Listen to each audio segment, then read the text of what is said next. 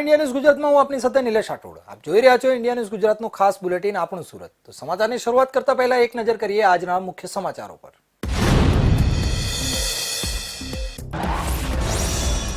પ્રવીણ અગ્રવાલે પીએમઓને મોકલાવેલ પત્ર બાદ ગજેરા બંધુઓ આવકવેરા વિભાગના શકંજામાં આવ્યા હોવાની ચર્ચા। પત્રમાં 2000 કરોડના કાળા નાણાં, અનેક કૌભાંડ અને હવાલા મારફતે વિદેશી રોકાણનો ઉલ્લેખ।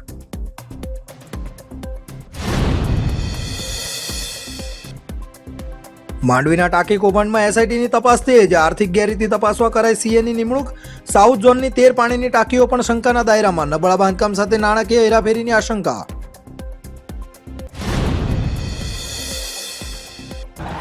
સુરત પોલીસે આંતરરાજ્ય ઘરફોડ ચોરી કરતી ગેંગને ઝડપી પાડી। ખાસ મોડસ ઓપરેન્ડથી દેશના 3 રાજ્યમાં કરતા હતા તસ્કરી। પોલીસથી બચવા વાપરતા હતા જંગી મોબાઈલ એપ।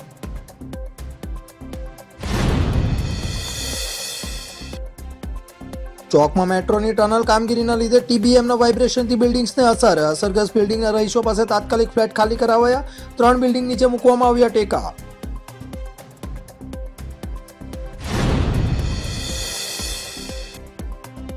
અને ડિંડોલીમાં પ્રેમજાળમાં ફસાવીને સગીરા પર દુષ્કર્મ અને બ્લેકમેલિંગની ગંભીર ઘટના। પોલીસે ઝાંસી રેલવે સ્ટેશનથી સગીરાને બચાવી। બીએનએસ અને પોક્સો હેઠળ ગુનો નોંધી તપાસ શરૂ।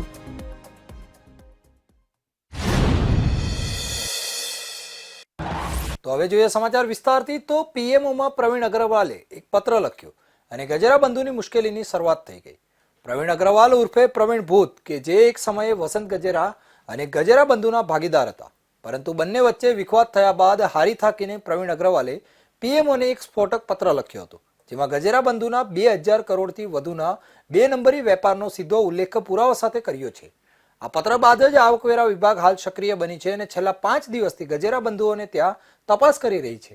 સુરતમાં છેલ્લા 5 દિવસથી આવકવેરા વિભાગના અધિકારીઓએ લક્ષ્મી ગ્રુપ, ગજેરા બંધુ અને અન્ય બ્રોકર્સને ત્યાં દરોડાની કાર્યવાહી સતત જાળવી રાખી છે। તેવા સમયે હવે રોજ નવા ખુલાસા થઈ રહ્યા છે। અલબત્ત આવકવેરા વિભાગે સત્તાવાર કોઈ જાહેરાત કરી નથી, પરંતુ એક વિગત એવી સામે આવી છે કે પ્રવીણ અગ્રવાલ ઉર્ફે પ્રવીણ ભૂત કે જેને ત્યાં પણ હાલ આવકવેરા વિભાગના દરોડાની કાર્યવાહી ચાલી રહી છે, તેણે થોડા સમય પહેલા પીએમઓ એટલે કે વડાપ્રધાન નરેન્દ્ર મોદીને 8 પાનાનો એક સ્ફોટક પત્ર લખ્યો હતો, જેમાં ગજેરા બંધુઓના કાચા ચિઠ્ઠા ખોલી નાખ્યા હતા। ગજેરા બંધુ કઈ રીતે 2000 કરોડનું મિલેનિયમ 2 અને મિલેનિયમ 4 માર્કેટમાં કૌભાંડ કર્યું છે તેની ઝીણવટભરી વિગતો આ પત્રમાં આપવામાં આવી હતી અને ત્યારબાદ જ આવકવેરા વિભાગ સક્રિય બન્યો હોવાની વિગતો સામે આવી છે। ગજેરા બંધુઓની સામે પ્રવીણ અગ્રવાલ ઉર્ફે પ્રવીણ ભૂતે જે 8 પાનાનો સ્ફોટક પત્ર લખ્યો છે તેમાં 2000 કરોડના કાળા નાણાંના વ્યવહારોની ઉપરાંત ગજેરા બંધુઓ કઈ રીતે સુરતથી હવાલા મારફત આ પૈસા હોંગકોંગ મોકલી અને ત્યાંથી વિદેશી કંપનીમાં રોકાણ કરી ફરીથી ભારતમાં વ્હાઇટની એન્ટ્રી મેળવતા હતા તેનો ઉલ્લેખ પણ કરવામાં આવ્યો છે। સાથે સાથે પ્રવીણ અગ્રવાલ ઉર્ફે પ્રવીણ ભૂત કે જે પોતે પણ આ ગજેરા બંધુઓના એક સમયના ભાગીદાર હતા અને શાંતિ રેસિડેન્સી નામની કંપનીમાં આ પ્રવીણ અગ્રવાલ 42% વધુના ભાગીદાર હતા અને આ વિદેશી હવાલાના પૈસાના માધ્યમથી ગજેરા બંધુએ તેને માત્ર 4%ના શેર હોલ્ડર ભાગીદાર બનાવી દીધા હતા। આ મામલો જ સૌથી મોટો વિવાદનું કારણ બન્યું હતું અને ત્યારબાદ જ ગજેરા બંધુ અને પ્રવીણ અગ્રવાલ વચ્ચે વિખવાદ વધ્યો હતો। જે સ્ફોટક પત્ર છે તેમાં પૂરેપૂરી તપાસ થાય તેની સાથે સાથે પ્રવીણ અગ્રવાલે કરેલા આક્ષેપો જો સાચા સાબિત થાય તો ચોક્કસપણે વસંત ગજેરા અને ચુની ગજેરા દ્વારા લક્ષ્મી ડાયમંડ લક્ષ્મી ગ્રુપનું જે સામ્રાજ્ય ઊભું કરવામાં આવ્યું છે તેના પાયા હચમચી શકે છે। સાથે સાથે અસંખ્ય શૈક્ષણિક સંસ્થાઓ અને અન્ય સામાજિક પ્રવૃત્તિઓની પણ જો તપાસ થશે તો ચોક્કસપણે ખૂબ જ મોટું ગોબાચારી બહાર આવવાની શક્યતા હાલ દેખાઈ રહી છે। બીજી તરફ મેહુલ ચોકસી, ભાગેડુ મેહુલ ચોકસીના આર્થિક વ્યવહારોમાં પણ ગજેરા બંધુની સંડોવણીના પુરાવા આ પત્રમાં આપવામાં આવ્યા છે, તો તે પણ આ ગજેરા બંધુઓ માટે એક મોટી મુશ્કેલી ઊભી કરી શકે તેવી શક્યતા હાલ વ્યક્ત કરવામાં આવી રહી છે। સુરત જિલ્લામાં પાણીની ટાંકી પડી જવાની ઘટનાએ ભારે ચકચાર જગાવી છે। માંડવી વિસ્તારમાં બનેલી પાણીની ટાંકી ધરાશાયી થવાના મામલે હવે સુરત ગ્રામ્ય પોલીસ પણ એક્શન મોડમાં આવી છે। ટેકનિકલ ખામીઓની સાથે સાથે હવે આર્થિક ગેરરીતિઓની પણ તપાસ શરૂ કરવામાં આવી છે। માંડવી ખાતે ટાંકી કૌભાંડની તપાસ કરી રહેલી ખાસ એસઆઈટીની ટીમે હવે આર્થિક પાસાઓ પર ફોકસ વધાર્યો છે। પોલીસે આ કેસમાં ચાર્ટર્ડ એકાઉન્ટન્ટ એટલે કે સીએની વિશેષ નિમણૂક કરી છે। સીએ કોન્ટ્રાક્ટ સાથે જોડાયેલા તમામ નાણાકીય વ્યવહારો, બેંક ડિટેલ્સ તેમજ ટેન્ડર પ્રક્રિયામાં થયેલા ખર્ચની ઝીણવટભરી તપાસ કરશે। પોલીસને શંકા છે કે આ કૌભાંડ માત્ર નબળા બાંધકામ પૂરતું મર્યાદિત નથી, પરંતુ તેમાં મોટા પાયે નાણાકીય હેરાફેરી પણ થઈ હોઈ શકે છે। આ તપાસ દરમિયાન એક વધુ ચોંકાવનારી માહિતી સામે આવી છે. આ કૌભાંડના આરોપીઓએ સુરતના સાઉથ ઝોન વિસ્તારમાં અન્ય 13 જેટલી પાણીની ટાંકીઓનું પણ નિર્માણ કર્યું છે. માંડવી ખાતે જે ઘટના બનેલી અને એમાં ગુનો દાખલ કરી અને આરોપીઓની ધરપકડ કરવામાં આવેલી. નામદાર કોર્ટમાંથી આરોપીઓના 5 દિવસના રિમાન્ડ મળેલ. આ રિમાન્ડ દરમિયાન ઘણી બધી અગત્યની બાબતો ધ્યાને આવેલી અને હાલ તપાસમાં અમે જે સરસ રીતે આગળ વધી રહ્યા છીએ. અમારા ડીવાયએસપી વનાર તપાસ કરી રહ્યા છે અને એમની સાથે અન્ય પણ અધિકારીઓની એક ટીમ અમે મદદમાં આપેલી છે અને તમામ મુદ્દાઓ પર તપાસ થઈ રહી છે. એમાં ખાસ કરીને એમની જે ટેન્ડર પ્રક્રિયા છે, એ સિવાય જે ટેકનિકલ બાબતો છે સૌથી અગત્યની, તો એમની વિજિલન્સ વિભાગની ટીમ અને એસવીએનઆઈટી ટીમ જે છે, તો એસવીએનઆઈટીની ટીમ અને વિજિલન્સ વિભાગની ટીમ દ્વારા અલગ અલગ પ્રકારના સેમ્પલ્સ લેવામાં આવેલા છે. પોલીસ ડિપાર્ટમેન્ટ દ્વારા અલગ અલગ પ્રકારના સેમ્પલ્સ લેવામાં આવેલા છે અને એમના લેબ ટેસ્ટિંગ રિપોર્ટ જ્યારે આવશે ત્યારે આની અંદર વધારે આગળ વધી શકાશે. એ સિવાય જે નાણાકીય બાબતો છે કે કેટલા પેમેન્ટ થયા, ટેન્ડર જે છે એની ઘણી બધી વિગતો છે નાણાકીય. તો એ નાણાકીય વિગતો માટે એના એક્સપર્ટ તરીકે ચાર્ટર્ડ એકાઉન્ટન્ટને લેવામાં આવ્યા છે તપાસમાં અને ચાર્ટર્ડ એકાઉન્ટન્ટ જે છે એ અમને તપાસમાં મદદ કરશે અને ઘણા બધા પુરાવા મેળવી આપશે એ અમને વિશ્વાસ છે. અને આગળ એક પણ મુદ્દો બાકી ન રહી જાય તપાસનો અને ખૂબ સરસ રીતે તપાસ થાય અને આ ગંભીર ઘટના જે છે એમાં તમામ પ્રકારના યોગ્ય પુરાવા મેળવી નામદાર કોર્ટમાં ચાર્જશીટ કરવામાં આવશે. હા, અન્ય કઈ જગ્યાએ એમને કોન્ટ્રાક્ટ મળેલા છે એ તો ચોક્કસ વિગત જે તે વિભાગ જે છે એ આપી શકે, કારણ કે હાલ અમારું જે મેઇન કોન્સન્ટ્રેશન છે એ આ જે ઘટના બની એની અંદર શું ગુનાહિત કૃત્ય છે એને લગતા અગત્યના પુરાવા અને એની જે તપાસ જે છે એકદમ સાયન્ટિફિક ઢબે થાય એ અમારી પ્રાથમિકતા છે. હા, એટલે જે ટેન્ડર છે, ટેન્ડર ટુ કુલ કેટલાનું હતું, કેટલા તબક્કે કેટલા પેમેન્ટ થવાના હતા, કયા કયા બેંક એકાઉન્ટ્સ છે, એ તમામ બાબતો જે છે એ ખૂબ ડિટેલમાં ચકાસવામાં આવશે અને એની માટે જે છે સીએ હાયર કરવામાં આવ્યા છે. હાલ તો તડકેશ્વરની ઘટના બાદ હવે આ તમામ 13 ટાંકીઓની ગુણવત્તા સામે સવાલો ઊભા થયા છે. શું આ ટાંકીઓમાં પણ ભ્રષ્ટાચાર કરીને નબળું મટીરિયલ વાપરવામાં આવ્યું છે કે કેમ, તે જાણવા માટે પોલીસ અને વિજિલન્સની ટીમો સક્રિય બની છે. જોકે હવે આ તમામ ટાંકીઓના સેમ્પલ લઈને ટેકનિકલ તપાસ કરવામાં આવે તેવી પણ શક્યતા વ્યક્ત કરવામાં આવી છે. સુરત શહેરના અડાજણ વિસ્તારમાં થયેલી ઘરફોડ ચોરીની ઘટનાનો ભેદ ઉકેલવામાં સુરત ક્રાઇમ બ્રાન્ચને મોટી સફળતા મળી છે. ટેકનોલોજીનો દુરુપયોગ કરીને પોલીસને થાપ આપતી મહારાષ્ટ્રની ખતરનાક ગેંગના 2 સાગરીતોની ધરપકડ કરવામાં આવી છે. પકડાયેલા આરોપીઓ પાસેથી રોકડ અને કિંમતી ઘડિયાળો સહિત લાખોનો મુદ્દામાલ જપ્ત કરવામાં આવ્યો છે. આ ગેંગની સૌથી ચોંકાવનારી બાબત તેમની કામ કરવાની પદ્ધતિ છે. ધરપકડ અને ટ્રેકિંગથી બચવા માટે આરોપીઓ સામાન્ય કોલિંગને બદલે જાંગી નામની મોબાઈલ એપ્લિકેશન અને વર્ચ્યુઅલ મોબાઈલ નંબરનો ઉપયોગ કરતા હતા. આ ઉપરાંત ચોરી કર્યા બાદ પુરાવા નાશ કરવા માટે તેઓ મકાનમાં લાગેલા સીસીટીવી કેમેરાનું ડીવીઆર પણ સાથે ચોરી કરી જતા હતા, જેથી તેમની ઓળખ ન થઈ શકે. તપાસમાં ખુલાસો થયો છે કે આ ગેંગે ગુજરાતમાં ગુના આચરવા માટે ખાસ ગુજરાત પાસિંગની સેકન્ડ હેન્ડ 4 વ્હીલ ગાડી પણ ખરીદી હતી, જેથી સ્થાનિક સ્તરે કોઈને શંકા ન જાય. તેઓ દિવસ દરમિયાન બંધ મકાનોની રેકી કરતા હતા અને રાત્રિના સમયે ચોરીને અંજામ આપતા હતા. તાજેતરમાં જ તેમણે સુરતના અડાજણ વિસ્તારમાં 2 મોટી ઘરફોડ ચોરી કરી હતી, જેનો ભેદ હવે ઉકેલાઈ ગયો છે. પોલીસે મુંબઈ અને મહારાષ્ટ્રના રહેવાસી એવા 2 રીઢા આરોપીઓની ધરપકડ કરી છે. સલીમ ઉર્ફે સાહિલ શેખ આ આરોપી અત્યંત ખતરનાક માનવામાં આવે છે, જેના વિરુદ્ધ માત્ર કર્ણાટકમાં જ 40 જેટલા ઘરફોડ ચોરીના ગુના નોંધાયેલા છે.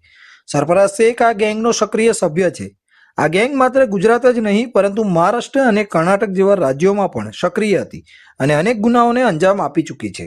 સુરત શહેર ક્રાઇમ બ્રાન્ચ દ્વારા વણશોધાયેલ ઘરફોડ ચોરીના ગુનાઓ શોધવા માટે અલગ અલગ ટીમો કાર્યરત હતી. તે ટીમોમાંથી પોલીસ ઇન્સ્પેક્ટર જેજી પટેલ અને પીએસઆઈ એસએમ પાટીલ નાઓને એક માહિતી મળેલ કે સરફરાઝ શબીર શેખ, જે બોઈસર મુંબઈનો રહેવાસી છે, જે અને એનો સાગરીત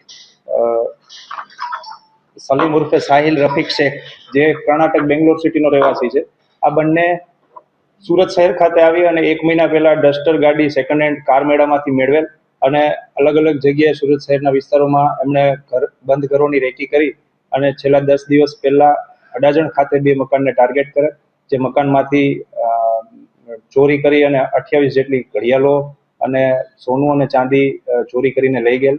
જે માહિતી આધારે ટીમ એક મુંબઈ ગઈ, મુંબઈથી આરોપીઓ મેળવી અને અહીંયા લઈ આવીને પૂછપરછ કરતા બંને આરોપીઓ પાસેથી એક ડસ્ટર 4 વ્હીલ ગાડી, કાંડા ઘડિયાળ કુલ 28 નંગ, રોકડ રૂપિયા 20,000 અને એમની સાથે 5 મોબાઈલ અને એક રાઉટર ડોંગલ મળેલ છે અને કુલ 4,28,000 નો મુદ્દામાલ કબજે કરેલ છે.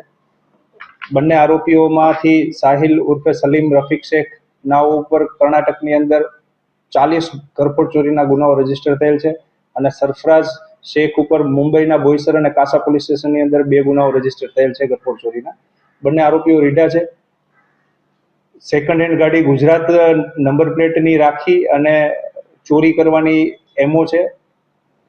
ડીવીઆર ચોરી કરીને લઈ જવું, બંધ મકાનોને ટાર્ગેટ કરવાની એમો ધરાવતી માણસ છે. આ બંને આરોપીઓ સાથે એક બીજો સાગરીત છે બિલાલ મંડલ, જે ચોરી કરવામાં સાથે હતો અને પકડવા માટેની તજવીજ ચાલુ છે.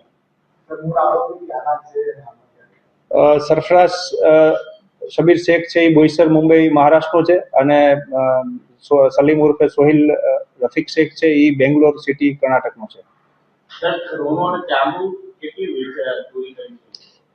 એક ઘરની અંદરથી 20 ગ્રામ સોનું અને 150 ગ્રામ ચાંદી એમણે ચોરી કરેલા હતા અને 28 ઘડિયાળો ચોરી કરેલ હતી, જે 28 ઘડિયાળોનો ટોટલ મુદ્દામાલ રિકવર કરેલા.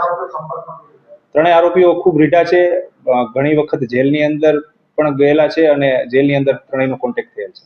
ક્રાઇમ બ્રાન્ચે આરોપીઓ પાસેથી ચોરીમાં વપરાયેલી 4 વ્હીલ ગાડી, 28 કિંમતી કાંડા ઘડિયાળ, રોકડ રકમ સહિત કુલ 4.28 લાખનો મુદ્દામાલ કબજે કર્યો છે અને હાલમાં સુરત પોલીસ આ ટોળકીના અન્ય સભ્યો અને તેમણે રાજ્યમાં અન્ય કઈ કઈ જગ્યાએ ચોરી કરી છે તે દિશામાં સઘન પૂછપરછ કરી રહી છે. સુરત શહેરમાં સામૂહિક પરિવહનના ભાગરૂપે મેટ્રો રેલ પ્રોજેક્ટ નાખવાની કામગીરી છેલ્લા કેટલાક સમયથી ચાલી રહી છે. ત્યારે આ અંતર્ગત ચોક બજાર વિસ્તારમાંથી 4 બિલ્ડિંગની નીચેથી મેટ્રો ટનલ કાઢવા માટેના કેટલાક ફ્લેટ્સ ખાલી કરાવવામાં આવ્યા છે. આ બિલ્ડિંગો નીચે ટેકા પણ મૂકવામાં આવ્યા છે. ચોકમાં ક્રાઇમ બ્રાન્ચ અને જિલ્લા પંચાયત વચ્ચે ચાલી રહેલી મેટ્રોની ટનલિંગ કામગીરી દરમિયાન ટીબીએમના વાઇબ્રેશનથી રહેણાંક 4 બિલ્ડિંગોમાં અસર પહોંચી છે, જેમાં 3 બિલ્ડિંગ નીચે ટેકા મારવા પડ્યા છે તથા રંગીલાદાસ અને હિબા પેલેસના રહીશોને હોટેલમાં ખસેડીને મશીનો મૂકી સતત મોનિટરિંગ શરૂ કરાયું છે. હાલ ટીબીએમ હિબા પેલેસથી નીચે 12 મીટરે છે. નજીકના બક્ષી બંગલામાં ક્રેક પડતા મેટ્રોએ મરામત કરી હતી. હિબા પેલેસના પાર્કિંગમાં સિમેન્ટ પૂરવાનું કામ ચાલી રહ્યું છે, જેથી જમીનની મજબૂતી વધે. ટનલ એન્ડ્રુસ લાઇબ્રેરી પાસે બહાર નીકળશે.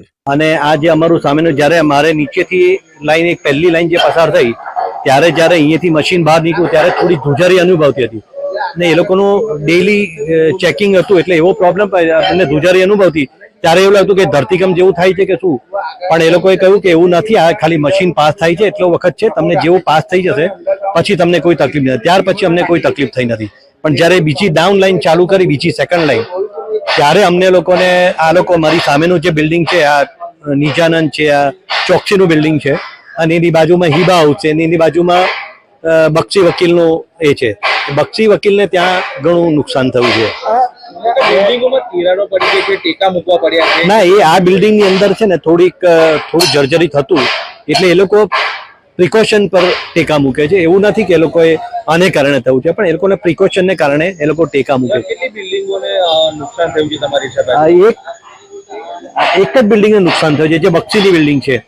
બાકી આ હિબા હાઉસ તો એને કોઈ પ્રોબ્લેમ નથી, આ લોકોને બી પ્રોબ્લેમ નથી ચોકસીને, પણ એ લોકોને ટેકા મૂકવાની, એ લોકોને લાગ્યું કે ભાઈ આ કંઈક વધારે થાય એના કરતા બેટર પ્રિકોશન પર એ લોકોએ ટેકા મૂક્યા છે. પહેલાથી જે ધ્યાન નથી આપવામાં આવ્યું અને આ પરિવારને હા, એ લોકોએ આ જે વસ્તુ અત્યારે કરી છે તે પહેલા કરી લેવી જોઈતી હતી કે જેથી બીજાને નુકસાન નહીં થશે.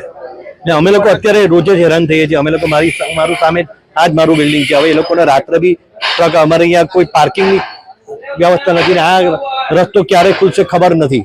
હજુ કદાચ વર્ષ ઉપર થઈ જાય એવું લાગે છે. અમે લોકો બહુ તકલીફ ભોગવી રહ્યા છે ડ્યુ ટુ મેટ્રો. પુષ્કરે અહીંયાથી પસાર થઈ છે અને ચોક બજારમાં જયારે અમારે જવું હોય તો રસ્તાની અંદર પાર્કિંગ છે તો પોલીસ વાળા બી કોઈ એ નથી કરતા કે જે આટલી બધી પાર્કિંગ ગાડીઓ જાય છે છતાં કોઈ જાતની વ્યવસ્થા નથી કે વચ્ચે રોડની ઉપર બી પાર્કિંગ કરે છે તે બધી ગાડીઓ પડી રહે છે એને કોને એ લોકો કોઈ હટાવતા નથી. એટલો બધો ટ્રાફિકની સમસ્યા છે અહીંયાથી ચોકમાં પહોંચવું અમારે માટે 9 રેજા પાણી ઉતરી જાય એટલી ખરાબ હાલત છે. મારું નામ દક્ષાબેન વૈરાગી છે. હું નીચે ઓવારા પર રામજી મંદિરમાં રહું છું 50 વર્ષથી. પણ મને એટલી તકલીફ છે કે આ જયારે મશીન જાય તો ત્યારે નીચેથી જાય તો બાજુમાં મારું મંદિર છે કે જૂનું છે, એકદમ પુરાનું છે ને બાજુમાં એક બિલ્ડિંગ છે એ પણ બહુ જૂની ને પુરાની છે. એ પડવાનો ભય લાગે છે ને મારું ઘર આખું મંદિર હલે તો મને કોઈ પણ સેફટી જોઈએ. આ થાંભલા પર ઉભા કર્યા છે બિલ્ડિંગ, તમને કઈ વ્યવસ્થા આપી છે? ના, મને કઈ જ નહીં, કશું જ નહીં. કેટલા લોકો રહે છે? જો મારા મંદિરમાં અમે 3 જણા, પછી નીચે સામે છે એ લોકો 5 જણા, એની નીચે 10-12 જણા. ગભરાટ થાય કે તો ગભરાટ થાય, અમે રાતના જાગીએ. કેટલી એમ ભય લાગતું હોય કે આમ પડી જાય એનું કઈ? હા, અમને બીજું કઈ નહીં, બિલ્ડિંગ પડી જવાનો ભય લાગે જ્યારે જાય ત્યારે. જ્યારે જશે ત્યારે બિલ્ડિંગ પડી જવાનો ભય લાગે, બીજું કઈ નહીં. મેટ્રો વાળા જોડે કઈ વાત થઈ? વાત તે અમારી મેટ્રો વાત થયેલી, સર હાથે વાત કરેલી છે અમે લોકોએ, પણ તે એમ કે હજુ વાર લાગશે પણ વાર લાગશે પણ અમને પહેલેથી જણાવો તો અમે અમારો બંદોબસ્ત કરી લઈએ, તો અમે નીકળી જવાના તો નીકળી જઈએ, બરાબર ને? હા, બીજું કઈ નહીં, અમને બીજું કઈ નહીં, કે અમને પહેલા જણાવજો તો અમે નીકળી જઈશું. કામગીરીને ચકાસવા જીએમઆરસીના અધિકારીઓ સાથે ઇટલી, કોરિયા, ઇન્ડોનેશિયાના એક્સપર્ટ્સ અને એસવીએનઆઈટીના અતુલ દેસાઈએ શનિવારે ફિલ્ડ વિઝિટ કરી હતી, જેમાં સાવચેતીના રૂપે કેટલાક પગલાં સૂચવ્યા હતા. હાલ બિલ્ડિંગોના સ્ટ્રક્ચર્સને નુકસાન ન થાય તે માટે જમીન ટનલ સ્ટ્રક્ચરમાં કેમિકલ ઇન્જેક્શન અપાઈ રહ્યા છે, જેથી સ્ટ્રક્ચરને વધુ મજબૂત બનાવી શકાય. અને હવે સમય છે એક વિરામનો.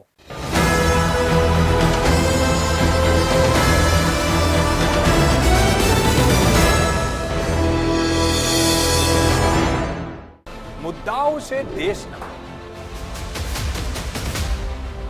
પેનલ પર થશે ચર્ચા, વાતમાં થશે સ્પષ્ટ સંવાદ. અમે લાવીએ છીએ તમારા પ્રશ્નોને મંચ પર.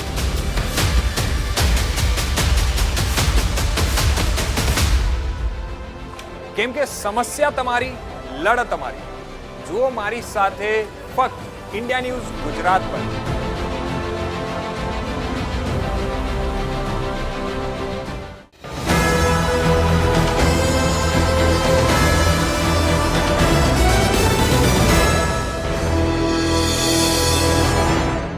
વિરામ બાદ ફરી આપનું સ્વાગત છે.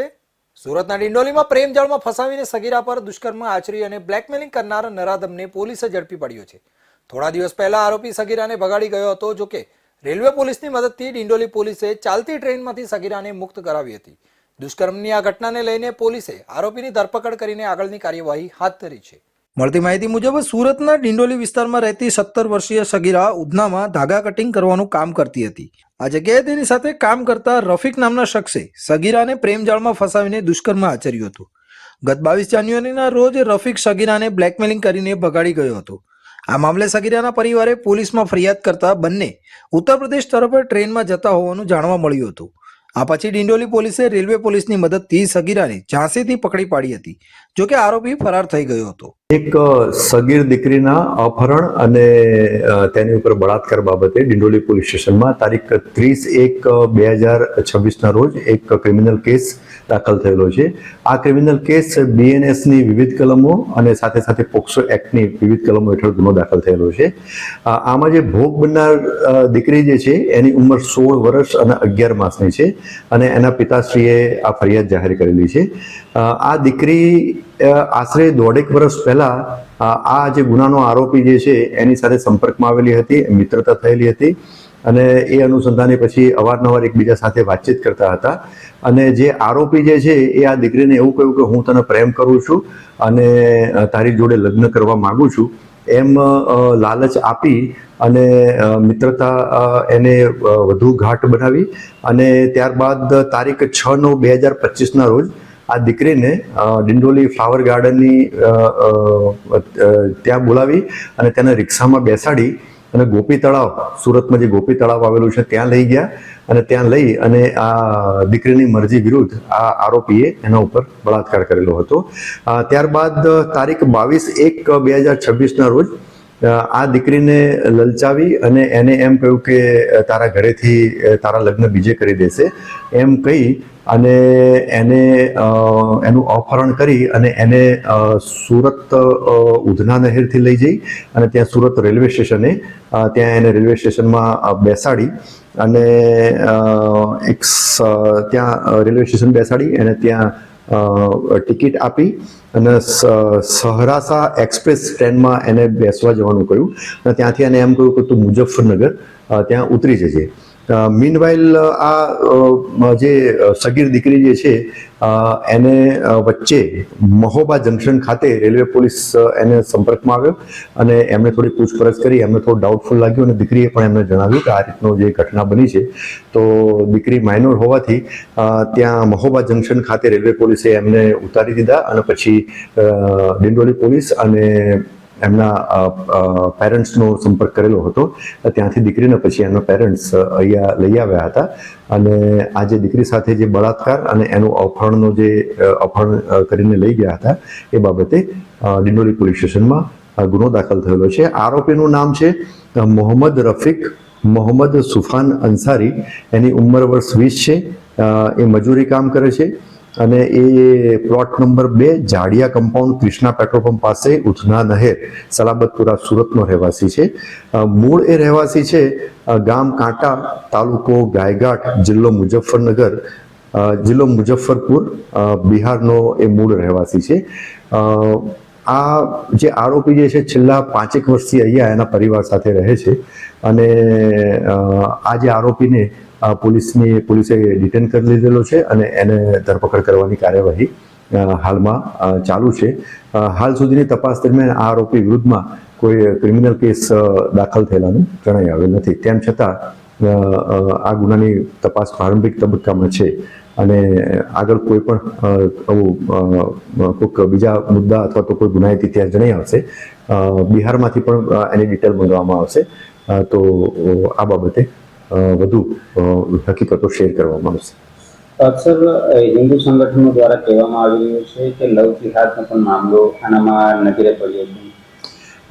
મેં આપને જણાવ્યું એમ કે 30મી જાન્યુઆરી એટલે ગઈકાલે જ આ ગુનો દાખલ થયેલો છે અને જે સગીરા દીકરી જે છે એ હિન્દુ છે અને આરોપી મુસ્લિમ છે. અને મેં આપને વાત કરી એમ દીકરી જોડે સંબંધ બાંધ્યા હતા, મિત્રતા કેળવી અને ત્યારબાદ લગ્ન કરવાની લાલચ આપી અને સંબંધ બાંધ્યા હતા. પરંતુ નામ બદલ્યું હોય એવું હાલ સુધી તપાસમાં જણાઈ આવેલું નથી. એટલે જે હકીકત એફઆઈઆરમાં જણાઈ આવેલી છે એ આધારે જ બીએનએસ અને પોસ્કોની એક્ટની જે કે વિવિધ કલમો જે લાગતી હતી એ આધારે ગુનાની તપાસ ચાલુ છે અને હાલ તપાસ પ્રારંભિક તબક્કામાં જ છે. સમગ્ર મામલે પોલીસે બીએનએસ અને પોક્સો એક્ટ હેઠળ ગુનો નોંધીને આરોપીને ઝડપી પાડી વધુ તપાસ હાથ ધરી છે, જેમાં પોલીસે રફીક મોહમ્મદ સુભાન અંસારીની ધરપકડ કરીને આગળની કાયદેસરની કાર્યવાહી હાથ ધરી છે. સુરતમાં ક્રિપ્ટોકરન્સીમાં રોકાણ કરાવી મોટી છેતરપિંડીનો વધુ એક ખુલાસો થયો છે. 12,20,000 રૂપિયાથી વધુની છેતરપિંડીના કેસમાં સુરત સાયબર ક્રાઇમ સેલ પોલીસે વધુ 3 આરોપીઓને ઝડપી પાડ્યા છે. સૂત્રો પાસેથી મળતી માહિતી અનુસાર સુરત સાયબર સેલ પોલીસે આ કેસમાં જામનગર ખાતેથી 3 આરોપીઓને ઝડપી પાડ્યા છે. ઝડપાયેલા આરોપીઓમાં સચિન અતુલભાઈ આસર, ચિરાગ શાંતિલાલ ગુજરાતી અને અશોક અમૃતલાલ ખાણગરનો સમાવેશ થાય છે. આ કેસમાં અગાઉ પોલીસે મુખ્ય આરોપી તેજસ મહેન્દ્ર સંઘવીને જામનગર રેલવે સ્ટેશન ખાતેથી ઝડપી પાડ્યો હતો. આ સમગ્ર મામલે પોલીસ તપાસમાં મળેલી માહિતી મુજબ આ 3 આરોપીઓ તેજસ સંઘવીના સંપર્કમાં હતા. તેજસે અલગ અલગ રકમના આ 3 આરોપીઓના બેંક એકાઉન્ટમાં જમા કરાવી હતી. આ રકમમાંથી પૈસા વિડ્રો કરી 4 આરોપીઓએ કેટલાક રૂપિયા એકબીજામાં વહેંચી લીધા હતા, જ્યારે બાકીના રૂપિયા વોન્ટેડ આરોપી મણિભાઈના અકાઉન્ટમાં ટ્રાન્સફર કરવામાં આવ્યા હતા. ક્રિપ્ટોકરન્સી ઇન્વેસ્ટમેન્ટના ગુનાના કામમાં કંઈક 12,20,000ની ફ્રોડ થઈ હતી ડિસેમ્બર મહિનામાં. એમાં અમે લોકોએ અગાઉ એક તેજસ સંઘવી કરીને અકાઉન્ટ હોલ્ડર હતો, એમને અમે લોકોએ ઝડપી પાડ્યું હતું ટ્રેનમાંથી.